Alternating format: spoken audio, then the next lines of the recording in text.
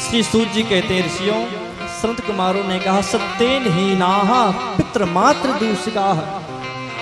जो कुटिल हो, कामी हो, हर वक्त असत्य ही बोलता है, बड़े ही प्रेम से श्रवण करिएगा इस कथाओं को।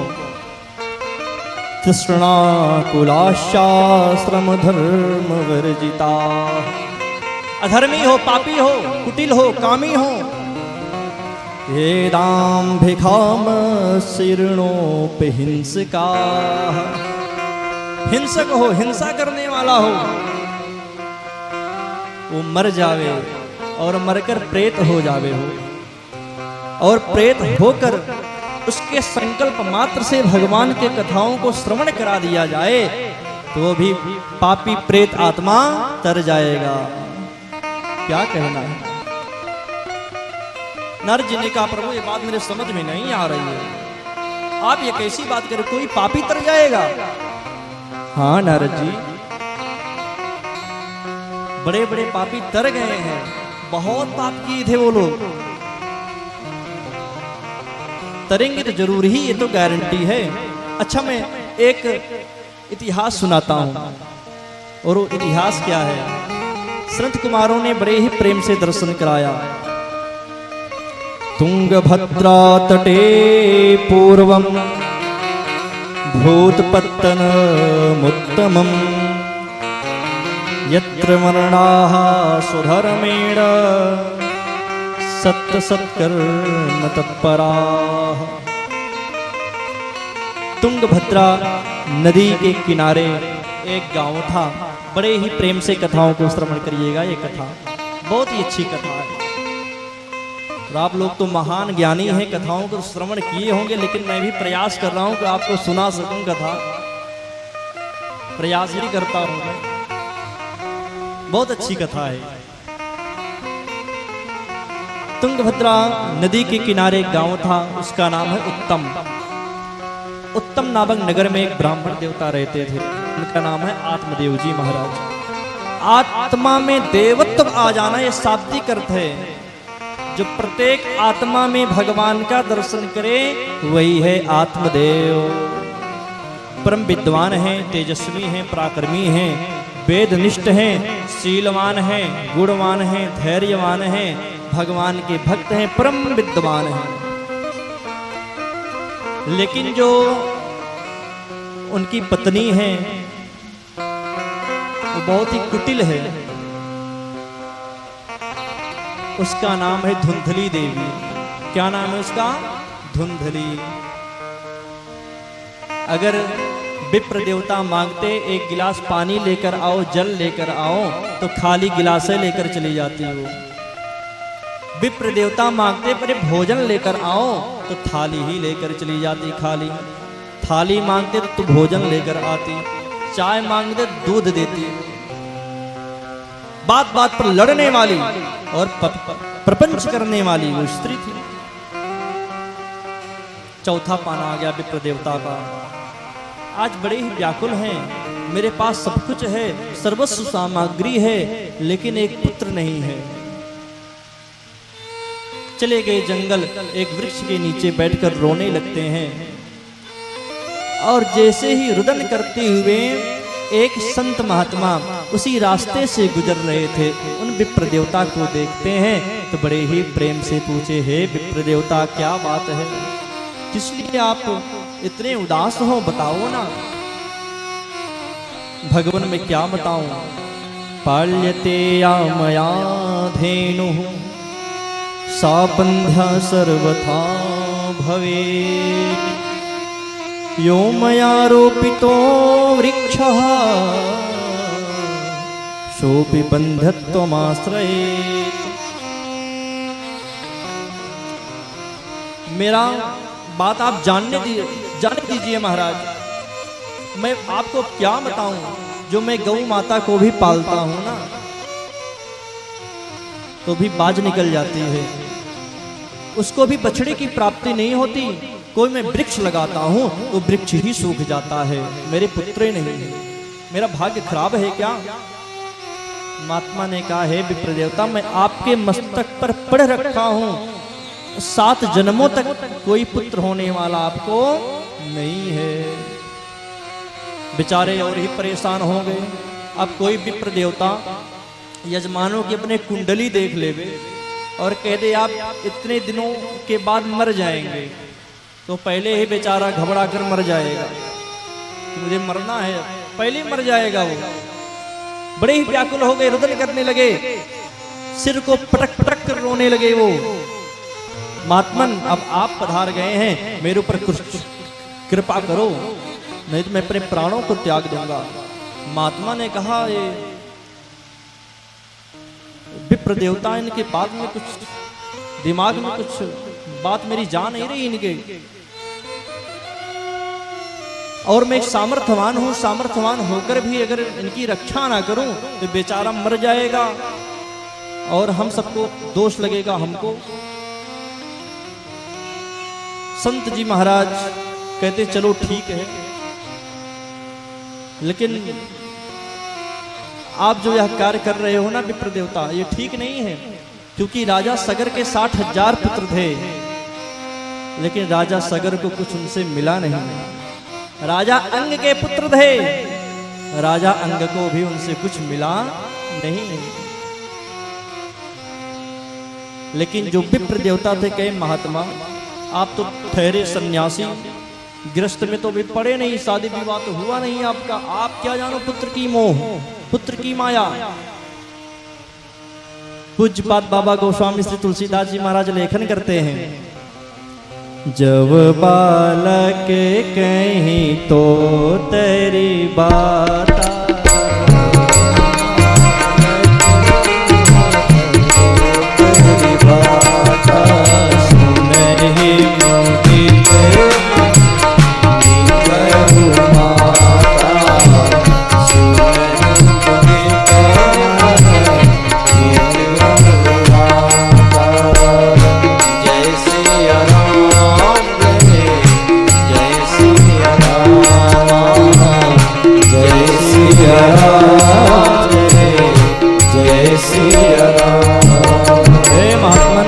क्या जानो। जब बालक तोतली भाषा में बात करता है ना तो माता पिता कितने प्रसन्न होते हैं, कितने हर्षित होते हैं। मुझे पुत्र चाहिए, नहीं तो मैं अपने प्राणों को त्याग दूंगा। कहने का भाव है, तात्पर्य है, देखिए अगर पात्र में क्षेत्र होते हैं ना तो कितनों भी आप जल डालिए सब निकल जाएंगे। उसी प्रकार जो विप्र देवता हैं हट ठान रखे हैं कि आप सामर्थ्यवान हैं महात्मा, मुझे पुत्र की प्राप्ति कराएं, नहीं तो मैं अपने प्राणों को त्याग दूंगा। महात्मा ने एक फल दिया, जाओ, लेकिन अपने पत्नी से कह देना एक टाइम भोजन करेगी। कटु भाषा बिल्कुल नहीं बोलेगी, वो वेद शास्त्र का अध्ययन करेगी, पढ़ेगी और प्रपंच नहीं करेगी, क्योंकि प्रपंच भी नहीं करना चाहिए। और ऐसे ऐसे हमारी माताएं पड़ी रहती हैं, अगर जहां बात बनने वाला भी रहेगा उसको भी बिगाड़ देंगी जाकर। यहाँ सुनी और वहां जाकर बता दिया उन्होंने, तो भी बात खराब हो जाता है। कहा गया जो पाप करने वालों को नरक मिलता है वही प्रपंच करने वालों की गति होती है। इसलिए प्रपंच विशेष करके नहीं करना चाहिए, अपने काम से काम। कबीरा खरा बाजार में सबकी मांगे खैर, ना काहू से दोस्ती ना काहू से बैर, ऐसा होना चाहिए। कोई मिला सीताराम हो गया, जयराम हो गया, उसके बाद में राम राम हो गया। कोई जयराम जी को किया तो भी ठीक, नहीं किया तो और ठीक, ऐसा होना चाहिए। विप्र देवता जाते हैं फल को लेकर, अपनी पत्नी को दिए और केश को ग्रहण कर लेना। विप्र देवता चले गए कथा भागवत करने के लिए। इधर धुंधली बेचारी फल को लेकर अपनी सखियों से वार्तालाप कर रही है। बहन मैं क्या बताऊं, बहुत परेशान हूं। जो ये फल है ना मेरे पति ने मुझे दे दिया, इसको मैं अगर ग्रहण करूंगी तो 9 महीने तक मेरे जो गर्भ में पुत्र आएगा, बड़ा ही मुझे कष्ट होगा। और पता लगा अगर बीच में मर गई तो बड़ा दिक्कत हो जाएगा मुझे। कुछ खा भी नहीं सकती हूँ, कुछ पी भी नहीं सकती हूँ ठीक से। बीमार पड़ जाऊंगे तो बड़ा दिक्कत हो जाएगा। रुदन करने लगती है कहकर। और ऐसा तो माताओं को विशेष करके नहीं करना चाहिए। वो माता सौभाग्यवान होती हैं, सौभाग्य होती हैं कि जिनके पुत्र होता है। नहीं तो कई माताओं को देख लो परेशान रहती हैं। लेकिन आज वही धुंधली देवी कहती अगर पुत्र ना हो तब भी ठीक है, नहीं तो बड़ा कष्ट होगा, मुझे बड़ा दुख होगा। कुछ खाना भी चाहूंगी तो भी नहीं खा सकती हूँ, बड़ा दिक्कत हो जाएगा। सखी ने कहा रे बहन अपने नंद को बुला लेना ना, वो सेवा कर देंगी। नाना मंदायाम मई सर्वशुन्न नंदा शहरे तदा, मैं नंद को बुलाने वाली नहीं हूं, नहीं तो नंद जी आ जाएंगी। अगर मैं पता लगा बीमार पड़ गई तो सर्वस्व मेरा धन ही गायब हो जाएगा। ये सोच हो गया उसका। नंद को नहीं बुलाने वाली हूं मैं। चली गई अपने घर फल को लेकर।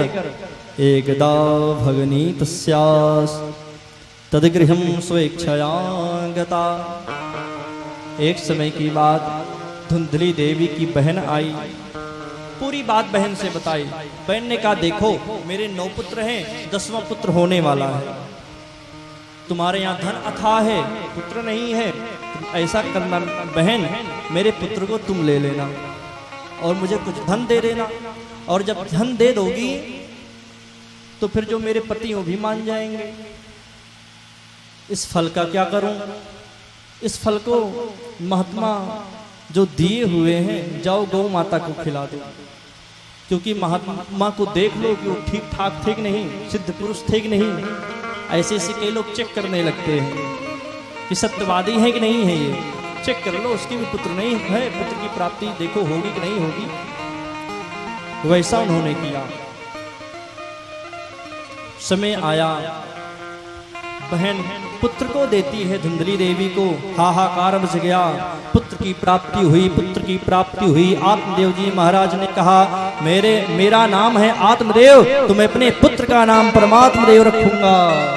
धुंधली देवी डांट लेती है, रे 9 महीने तक मैंने गर्भ में पाला, झूठ मूठ का बोल रही है, मैंने इतना कष्ट सहा, मेरा नाम है धुंधली तो इसका नाम होगा धुंधकारी।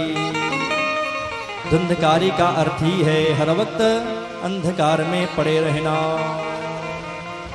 बोलिए भक्त वत्सल भगवान की। धुंधकारी का नाम ही है अंधकार में फंसे रहना, अंधकार में पड़े रहना। ये धुंधकारी का नाम है, शाब्दिक अर्थ होता है। इधर धुंधकारी हुआ और उधर ठीक 3 महीने बाद माता गौ के भी गर्भ से एक पुत्र ने जन्म लिया। त्रिमासे निर्गते चाथ साधेनुः सुसुवेर्भकम् सर्वांग सुंदरम दिव्यम निर्मलम कनकभ्रमम्। सर्वांग हुआ, सुंदर हुआ, दे दिव्यमान हुआ, तेजस्वी हुआ, निर्मल हुआ, सभी अंगों से सुंदर है। कनकभ्रमम, जो उसका कान है गौ माता के जैसे है, जैसे गौ माता का कान होता है वैसे उसका कान है। इसलिए आत्मदेव जी महाराज उसका नाम रखते हैं गौकर्ण। दोनों पुत्र धीरे धीरे बढ़ने लगे। एक विख्यात हुआ और एक कुख्यात हो गया। बड़े ध्यान से सुनिएगा इस कथा को। गौकर्णः पंडितो ज्ञानी धुंधकारी महाखलः। धुंधकारी बहुत बड़ा दुष्ट हुआ, आतंक करने लगा। और गौकर्ण जी महाराज बड़े विद्वान हुए, तेजस्वी हो, पराक्रमी हुए, क्योंकि वो संत का जो प्रसाद था उससे गौकर्ण जी महाराज ने जन्म लिया था। क्योंकि कहा गया बहुत समझने सोचने वाली बात है। एक चंद्रमा सारे जगत को प्रकाशित कर देता है, लेकिन नाना प्रकार के तारे होते हैं, किसी जगत को प्रकाशित नहीं कर पाते हैं। तो पुत्र तो ऐसे होने चाहिए जो अपने कुल को ही उतार देने। क्योंकि अगर एक पुत्र धार्मिक हो गया तो समझ लीजिए कि वो 14 पुस्तों को उतारता है। 7 पुस्तों को तो अपने यहाँ का वो उतार देगा और 7 अपने ननिहाल के लोगों को उतार देगा। ऐसे पुत्र होने चाहिए। शिकायत आने लगी क्योंकि माता ने संस्कार ऐसे नहीं दिया। और मैं देखिए विशेष करके बताना चाहता हूं, पुत्रों की जो प्रथम गुरु है वो माता ही होती है। अगर माता ने ध्यान नहीं दिया तो समझ लीजिए फिर पुत्र किसी काबिल का होने वाला नहीं है। वो पिताजी तो देश में रहते, विदेश में रहते हैं, पैसा कमाते हैं, वो कहाँ इतना देख पाएंगे। माता ही अगर कुछ संस्कार दे पाएगी तो केवल माता ही अपने पुत्र को दे सकती है और कोई देने वाला नहीं है। ऐसे एक माता जी थी, पुत्र हुआ उनको। पुत्र धीरे धीरे बढ़ने लगा और जब बढ़ने लगा वो तो विद्यालय में जाया करता पढ़ने के लिए। पेंसिल को देखता, पेंसिल ही चोरी कर लेता, चुरा लेता। रबड़ को देखता तो वही चोरी करके लेकर चला आता। माता को दिखाता, माता कहती चलो ठीक है, कम से कम मुझे खरीदना तो नहीं पड़ रहा है। ऐसी वो माता, मुझे खरीदना नहीं पड़ रहा है। बच्चा जाता अपने इष्ट मित्रों के साथ में खेलने के लिए, उनके घर में पैसा की चोरी करता, 1 रुपए की चोरी करता, 2 रुपए की चोरी करता, माता को दिखाता। माता कहती चलो ठीक है, कम से कम मुझे देना तो नहीं पड़ रहा है पैसा। नहीं मांगता तो मुझे देना पड़ता पैसा, मुझे देना तो नहीं पड़ रहा है पैसा। बच्चा और आगे बढ़ा और उसकी एज हो गई, उम्र हो गई, 1000, 2000, 10,000 की चोरी करने लगा। माता को दिखाता, माता को देता। माता कहती चलो ठीक है, कम से कम मुझे खर्चा तो नहीं इसका उठाना पड़ रहा है, सब अपने आप ही उठा रहा है और मुझे भी लाकर वो दे रहा है। ऐसा वो माता कहती। और बड़ा हुआ, करोड़ों की चोरी करने लगा। पुलिस प्रशासन तंग आ गई, अब इसको कारागार में डालो, जेल में डाल दो। जेल में जाता, पैसा देकर फिर बेल उसका हो जाता, छूट जाता। प्रशासन परेशान। अब की बार इसको पकड़ी तो जज के सामने लेकर गई। सभी ने विनती किया कि इसको फांसी दे दो महाराज, बहुत चोरी करता है, सबको परेशान करके रखा है। जज ने फांसी का ऑर्डर दे दिया, इसको फांसी हो जावे। फांसी की तिथि सुनिश्चित की गई। फांसी होने को आया तो देखो कहा गया है अगर किसी की फांसी होने लगती है ना तो उससे अंतिम इच्छा पूछा जाता है तो कि आपकी अंतिम इच्छा क्या है। तो उसने कहा मैं अपने माँ से मिलना चाहता हूँ, बस मेरी यही अंतिम इच्छा है। तो फांसी जब उसकी होने लगी तो उसके माँ को बुलाया गया, लिया था छुरा और जैसे माता से मिलता है तो माता के नाक को काट दिया।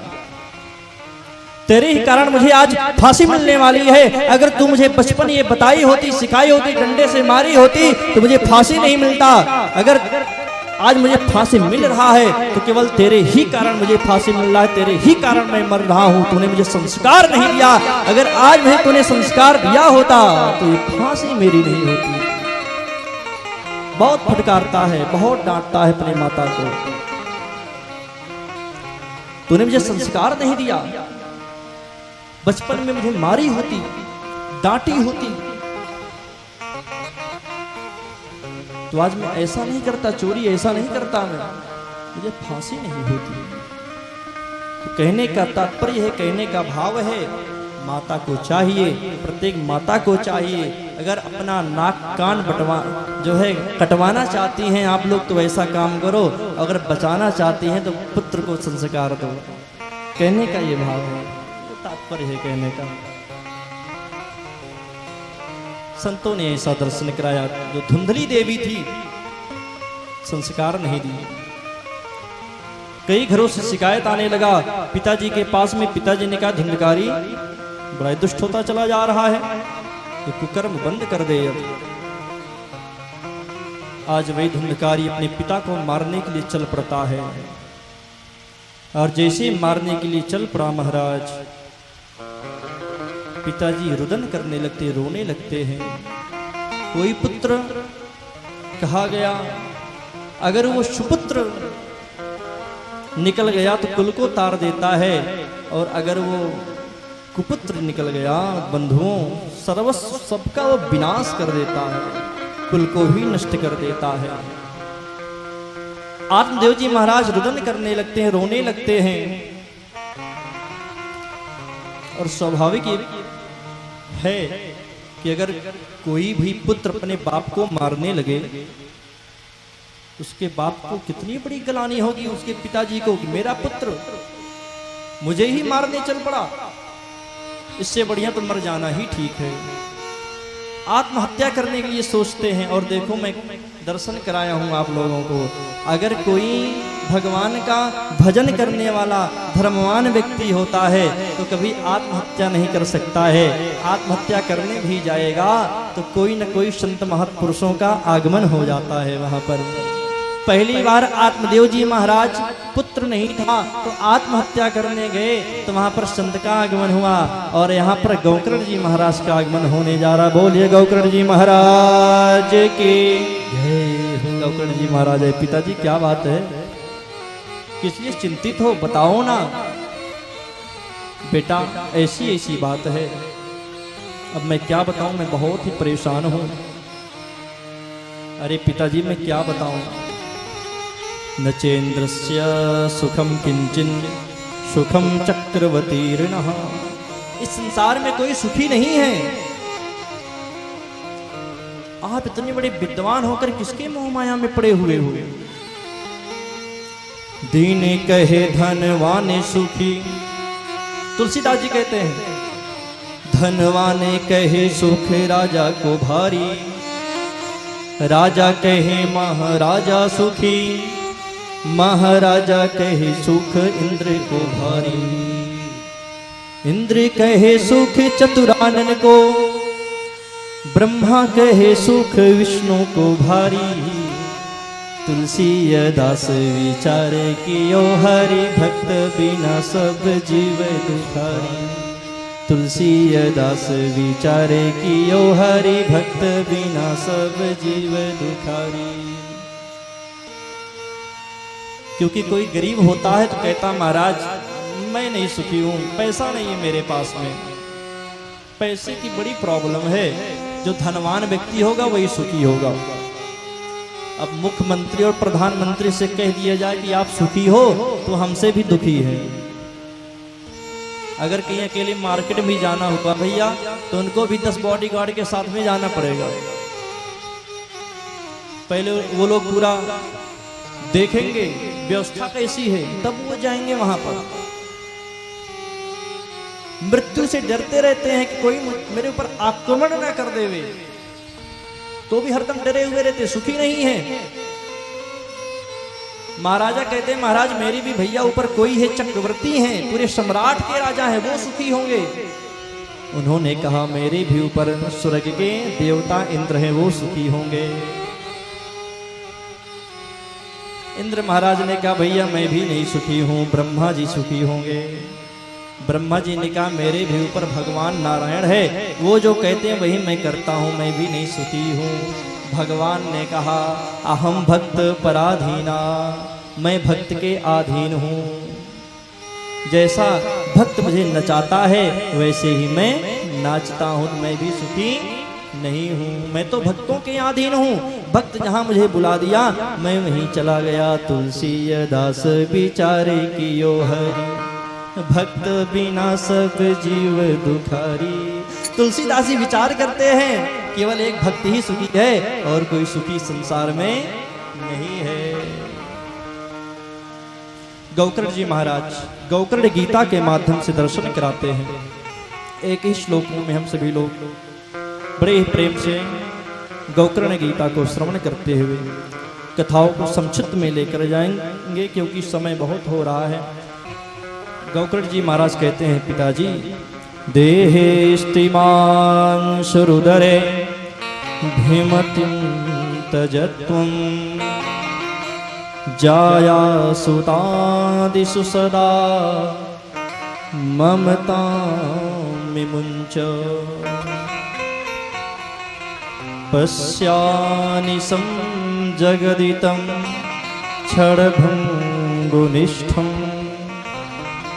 वैराग्यराग्यरसिको भवभक्तिनिष्ठः। क्षणभंगुर जीवन की कलिका कल प्रात होत खिली न खिलिए। पिताजी, ये क्षणभंगुर जीवन की कलिका है। आज ये टेंट है, ये भी एक ना एक नष्ट हो जाएगी। आज ये मकान है, ये भी नष्ट हो जाएगा। देहे सीमां सुरधरे भीमतिं तजत्वं, ये देह मांस जो अपने आप को मानते हैं, ये आपका नहीं है, ये क्षण भर में नष्ट होने वाली है। सब एक ना एक दिन नष्ट हो जाएगा। और जानते हैं हम लोग कैसे हैं? एक यात्री के जैसे हैं। जब ट्रेन पे चढ़ते हैं तो जब अपना स्टेशन आता है ना तो उतर जाते हैं। और कई लोगों से ट्रेन पर ही व्यवहार हो जाता है हम लोगों का। हो ऐसे ही हम लोग हैं। गैया प्रत्येक गांव से जाती हैं चरने के लिए जंगल में, और जब गोधरिया बेला आया तो गऊ अपने घर चली आती हैं। बंधुओं, वैसे ही हम लोग हैं। एक चरवाह के जैसे ही संसार में आए हैं और एक ना एक दिन यहाँ से अपने घर को जाना है। सब नष्ट हो जाएगा। इसलिए हे पिताजी, केवल भगवान का भजन करो, क्योंकि ये मिट्टी का खिलौना है, एक न एक दिन मिट्टी में मिलने ही वाला है। क्या गजब का दर्शन कराया है। मन मेरा कहना नहीं तो पछताएगा, माटी का खिलौना माटी में मिल जाएगा।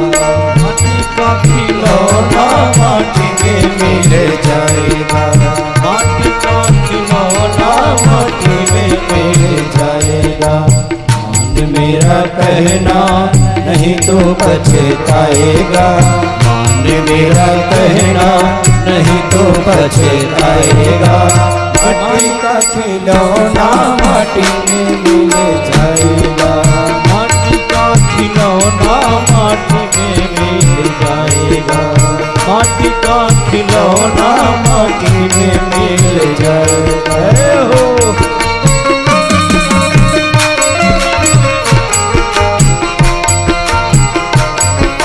उठा के दोनों हाथ सभी लोग भाव से ताली बजाते हैं। श्री राधे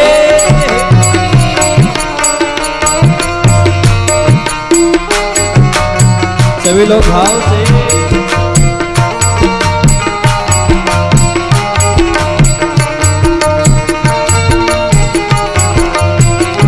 सभी दोनों हाथों में उठाकर भाव से। संतों ने क्या दर्शन कराया।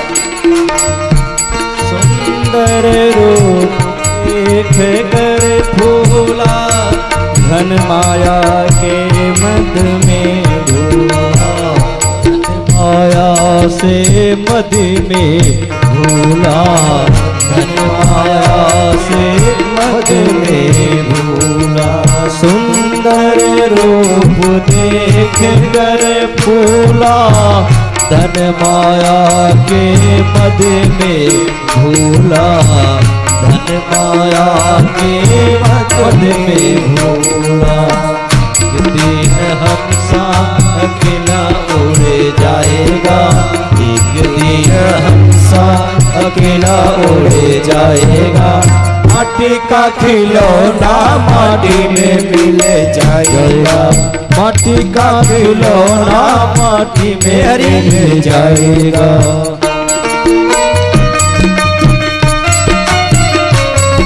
सभी लोग भाव से। संसार में कुछ नहीं है।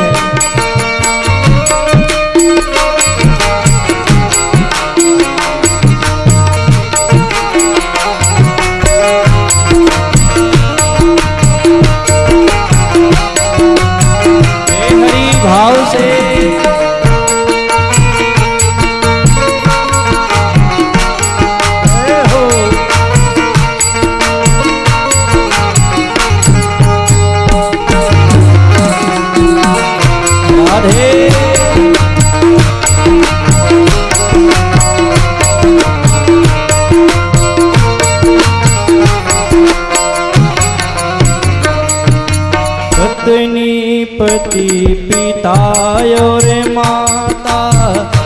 सखा मित्र सहोदर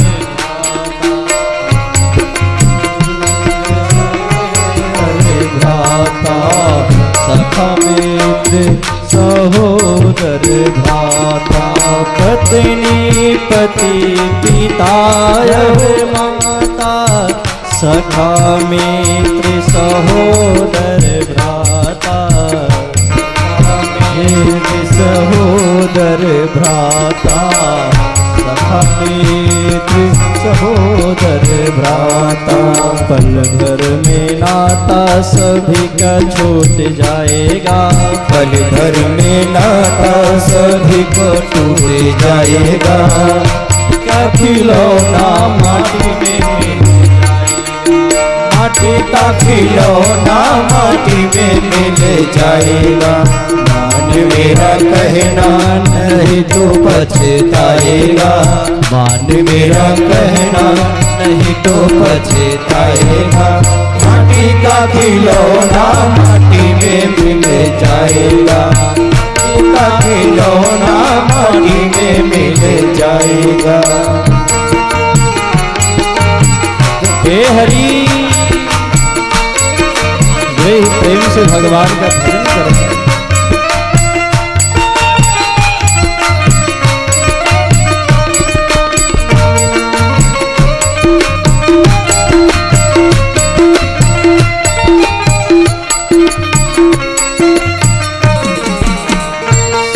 श्री राधे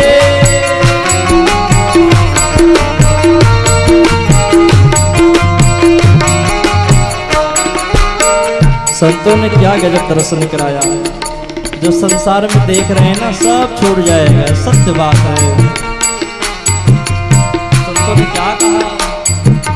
हीरा जवाहरत की माला तुम्हारी, मखमल की गद्दी और रेशम की साड़ी, मखमल की गद्दी और रेशम की साड़ी, उनकी गद्दी और रेशम की साड़ी, टूट सूट सब टंगा रह जाएगा, भेंट फूट सूट सब टंगा रह जाएगा, का खिलौना माटी में मिल जाएगा, माटी का खिलौना माटी में मिल जाएगा, माटी का खिलौना माटी में मिल जाएगा, मान मेरा कहना नहीं तो पछताएगा, मान मेरा कहना नहीं तो पछताएगा, माटी का खिलौना माटी में मिल जाएगा,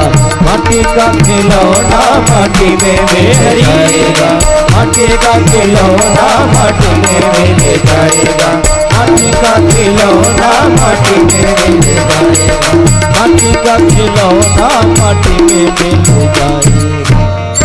बोलिए भक्तवत्सल भगवान की जय। राधे राधे बोलना पड़ेगा, राधे और जोर से एक बार। क्या बात है, देखिए जब आप लोग बोलते हैं ना तो मुझे करंट मिलता है, इसलिए बोलना चाहिए, राधे का नाम लेना चाहिए। गोकर्ण जी महाराज जैसे ही आज अपने पिता को बताते हैं, उपदेश देते हैं। आज एक पुत्र वो धुंधकारी, क्या शिक्षा हम सबको मिलती है यहाँ। एक पुत्र वो धुंधकारी जो आज पिता को मारने दौड़ा, और एक पुत्र गोकर्ण जी महाराज जो आज अपने पिताजी को उपदेश किए और वो वन चले गए, वन जाकर भगवान का भजन किए और भगवतमय हो गए। आत्मदेव जी महाराज ऐसे पुत्र होने चाहिए जो सारे जगत को प्रकाश कर देवे महाराज। ऐसा संतों ने दर्शन कराया। पुनः धुंधकारी अपने माताजी के पास में अर्धरात्रि में आया। पिताजी ने ही आपको सर्वस्व तिजोरी की चाबी दी हुई होगी, मुझे दो नहीं मैं बहुत मारूंगा। माता को बड़ा कष्ट हुआ। माता भी अर्धरात्रि में जाती है, कुएं में अपने प्राणों को त्याग देती है। कहने का भाव है जो कुटिल होता है, कामी होता है, क्रोधी होता है, उसको बचाने वाला कोई आता नहीं है। बचे गोकर्ण जी महाराज तो इनसे कुछ मतलब नहीं, ये निकल गए तीर्थ यात्रा पर। इधर धुंधकारी बहुत बड़ा दुष्ट हो गया, अब तो कोई रहा नहीं, 5-5 वेश्याओं को पाल कर रख लेता है। एक दिन गया राजा के घर में चोरी किया, बहुत सामग्री लेकर आया। वेश्याओं ने सोचा ये तो पकड़ा ही जाएगा और मुझे भी मरवा देगा, अर्धरात्रि में मार दो इसको। और वेश्याओं ने ऐसा ही किया। धुंधकारी सोया हुआ था, अर्धरात्रि में वेश्याओं ने उसके मुख में आग के अंगारे गोले डाल देती है। और जब आग के अंगारे गोले डाल दी तो धुंधकारी अपने प्राणों को त्याग देता है। और जिसे धुंधकारी ने अपने प्राणों को त्यागा महाराज, और इधर वेश्या उसको गड्ढे में गाड़ देती है और वहां से चंपत हो जाती है सर्वसुधाम सामग्री को लेकर। तो कहने का तात्पर्य है, कहने का भाव है, संतों ने दर्शन कराया, स्त्रीणाम नैव तु विश्वासम दुष्टानाम कारयेद्बुधः। दुष्ट स्त्रियों का कभी विश्वास नहीं करना चाहिए, नहीं तो कब गड्ढे में चले जाएंगे कोई अता पता होने वाला नहीं है। इसलिए दुष्ट स्त्रियों का कभी विश्वास ना करें। और एक भाव इसमें और देखो, अब लोगों ने आभास किया होगा, जो सरल व्यक्ति होता है जब उसके प्राण निकलते हैं तो बड़े ही सरलता से निकल जाते हैं, और जो पापी व्यक्ति होता है चारपाई में वो पड़ा रहता है, उसके प्राण भी जल्दी जाते नहीं हैं। बहुत भोग भोगता है, मलमूत्र का त्याग करने लगता है। एक मक्खन का ढेला ले लीजिए और एक मिट्टी का ढेला ले लीजिए। मक्खन का ढेला में बाल का तिनका फंसाइए तो सरलता पूर्वक निकल जाता है, और वहीं मिट्टी का ढेला लीजिए और उसमें बाल का तिनका फंसाइए तो टूट जाता है। ऐसा संतों ने दर्शन कराया। तो मक्खन के ढेले के जैसे ही जो अच्छे व्यक्ति होते हैं उनका प्राण सरलता पूर्वक निकल जाता है। इधर गोकर्ण जी महाराज तीर्थ यात्रा से लौटते हैं, घर में भजन करने लगे। तो जो धुंधकारी था बहुत बड़ा प्रेत बन गया था। वो अर्धरात्रि में गोकर्ण जी महाराज भगवान का भजन कर रहे थे तो कुछ नई नई दृश्य दिखाता है। कभी भेड़ बन जाता है, कभी भैंस बन जाता है, कभी अग्नि जलने लगती है। गोकर्ण जी महाराज समझ नहीं पाए, धैर्य से काम लेते हैं और मंत्रों से छिट्टन किए छींटा देते हैं। जल थोड़ा छोड़ते हैं तो धुंधकारी बोलने में समर्थवान हो गया, क्योंकि कहा गया है, देखिए अनेकानेक संतों ने दर्शन कराया है कि जो प्रेत होता है वो बोल नहीं पाता है, बोलने में असमर्थ रहता है वो।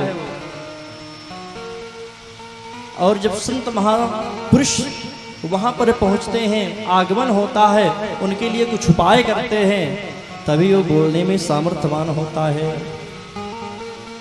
गोकर्ण जी ने पूछा, आप कौन हो, बताओ ना। तो धुंधकारी ने कहा, अहम भ्राता तुदीयोस्मि धुंधकारीति नामतः।